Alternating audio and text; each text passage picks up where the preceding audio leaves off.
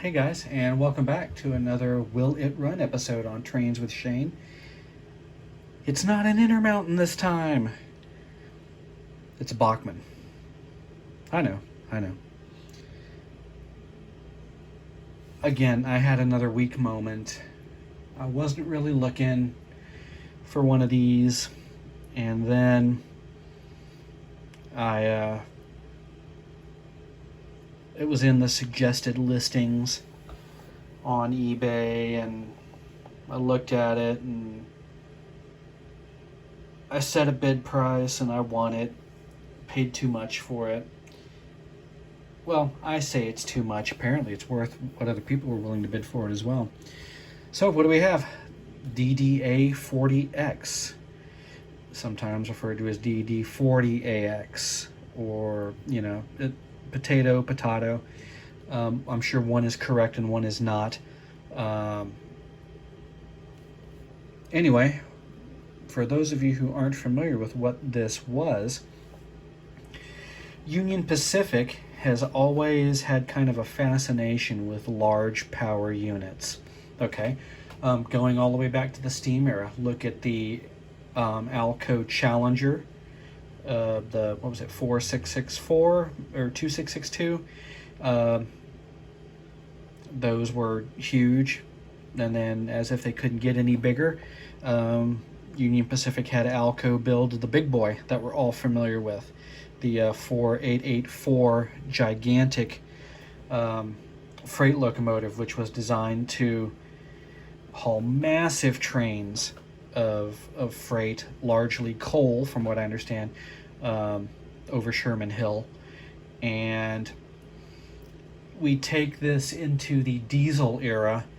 Well, yeah, I'll say diesel era, because first off, you had the almost unique to Union Pacific gas turbine units, GTELs, which instead of being diesel electric were driven by shaft turbines.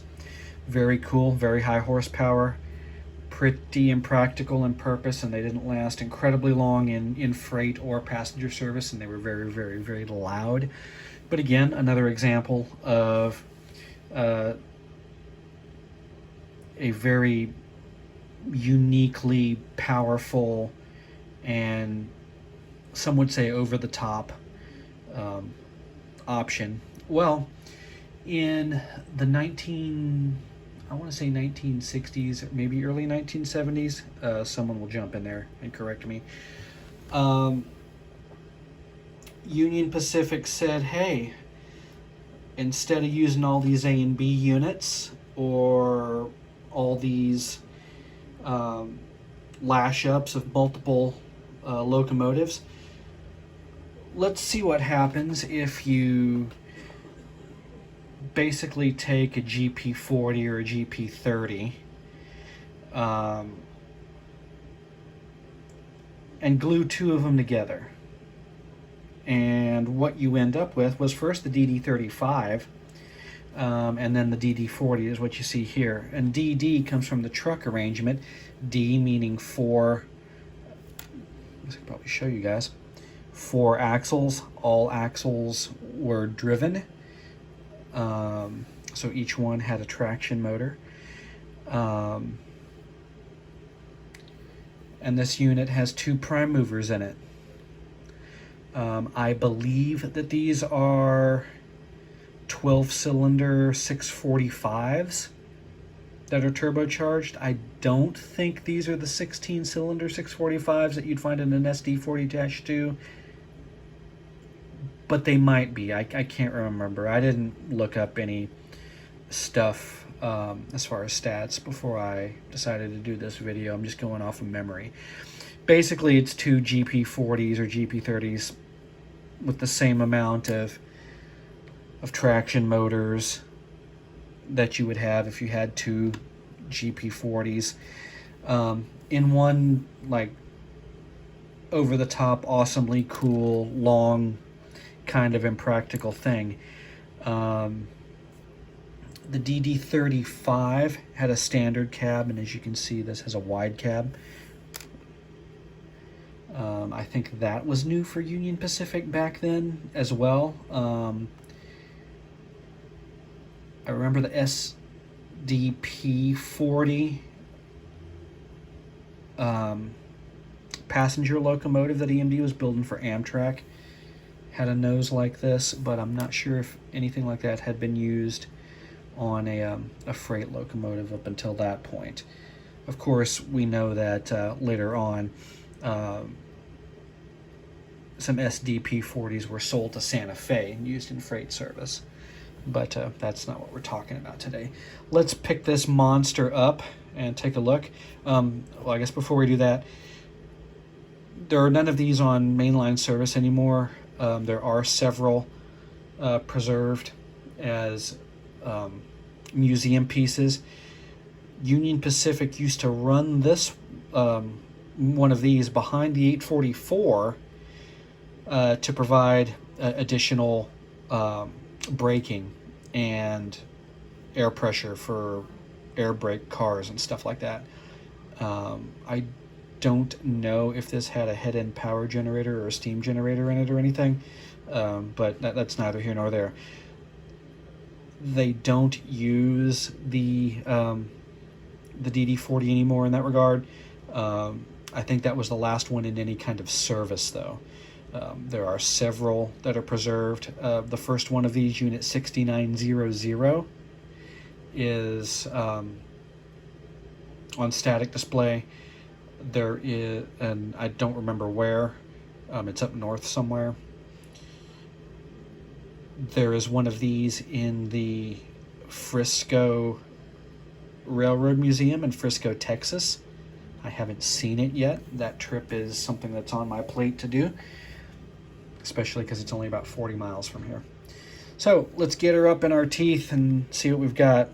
Right off the bat, you can tell that the grill has been poked in a little bit. I'm not gonna get, looks like it just came up out of its little holes there. I'll mess with that off camera. Pilot mounted in the front of the trucks. I'm not a big fan of that, but it is what it is. Firecracker antenna and a beacon. AC unit on the top of the cab. Our exhaust stack and our many dynamic brake arrays. 5-chime horn mounted in the middle ish. This is painted black here, but on the real thing, that's a space you can walk through and get to the other side. I believe the HO version of this, which I have, the Bachmann sound value version, I think it also is blacked out and solid rather than a pass-through. Although I can't remember for sure. I'll have to dig that out if I ever get back into HO scale. Not horribly detailed, and I have to use the for a Bachmann. Got some detail here on the tank. Lots of fuel capacity because she used a lot, but she pulled a lot. Something that is almost unique to the DD40 is these sand tanks on the sides. There is another locomotive that I've seen something similar on, and I think it's a GE locomotive. Maybe a U50, I think maybe what it called. Had a real flat nose on it, real tall, real big, real cool. I think that's the U50. Also had side-mounted sand tanks. Got our nice Union Pacific logo there. Pretty basic truck detail. Very basic knuckle couplers. These are not even the knuckles aren't spring-loaded. It's just a fixed piece. Not that I think you'd be doing switch ops with the DD40 anyway, but if you do, I applaud your audacity. Number boards have the numbers in them, as you can see. Separately applied, I think, wipers. Separately applied grabs, at least on those two sides. That's something you don't often see in a Bachmann engine. I didn't get the box with this, so I don't know if this is mainline Bachmann or if it was Spectrum or what it is. Any grabs back here? Nope.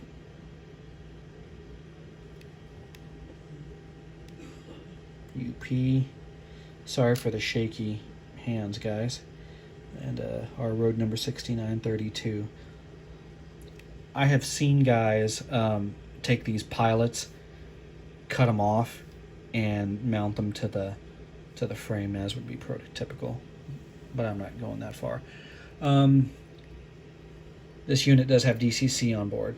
Unfortunately, it is not a sound unit. Although, as you can see, as Bachmann often does, they put the provisions for the speaker to be mounted down here to save on differentiations in tooling. So enough about this big I shouldn't have purchased extravagance. Let's get her onto the Inglenook switching layout and see what it does and what it does not do. I'll see you over there. Alright, train fans, we are over on the Inglenook switching layout. I am hooked up with my DCC++ EX. We've got track power. We are using the SRCP client on our iPhone connected up to the home network. I prefer to use it that way instead of connecting the phone's Wi-Fi directly to the base station, the DCC++ EX base station. That is, of course, an option.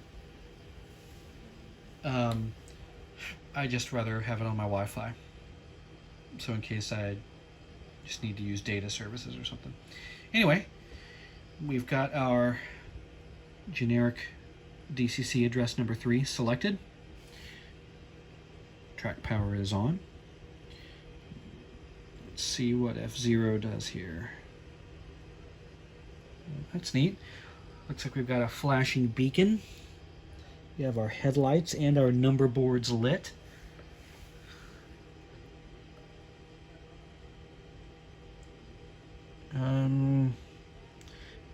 Let's turn that off. Anything on F1? No. 2? No. 3? No. 4? 6? Wait. No. F1. Oh, come on, Bachmann. You mean to tell me you made a DDA40X enslaved the beacon to function 0 along with the number boards and headlights? Schoolboy error. Come on, guys, you could have done better than that. There's enough memory and enough IO on that control only decoder for that. Getting docked points for that stuff. Anyway, who cares? Let's see if it runs. Dial her up a couple steps.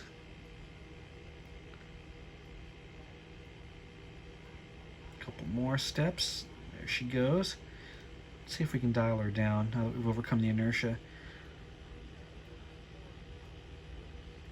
Very good crawl.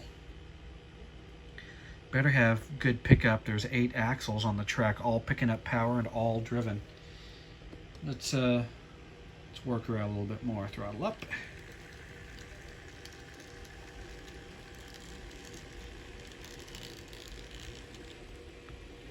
Slow her down. Stop. Change direction. And our rear light comes on. Throttle her up.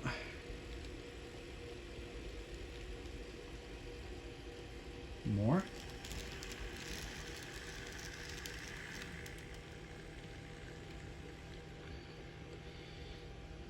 Let's give her, well, as our friends up north say, let's give her.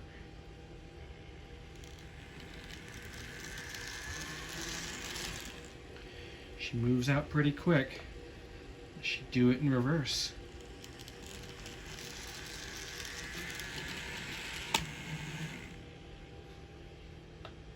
She does. Let's bring her back.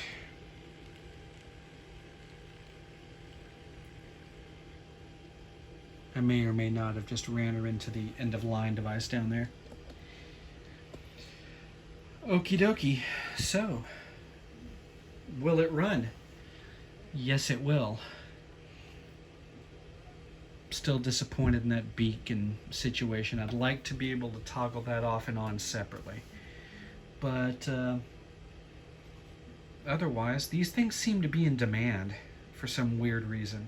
I guess because Bachmann and I think Hallmark Brass are the only ones who made N-scale DD40s. I know several people did in HO scale. I know Bachmann made them. I know Athearn made them. Maybe a couple of other people did as well. Also, I really wish I could have found the DCC and sound version of this thing. But it is what it is. Will I keep this thing? I'm not sure.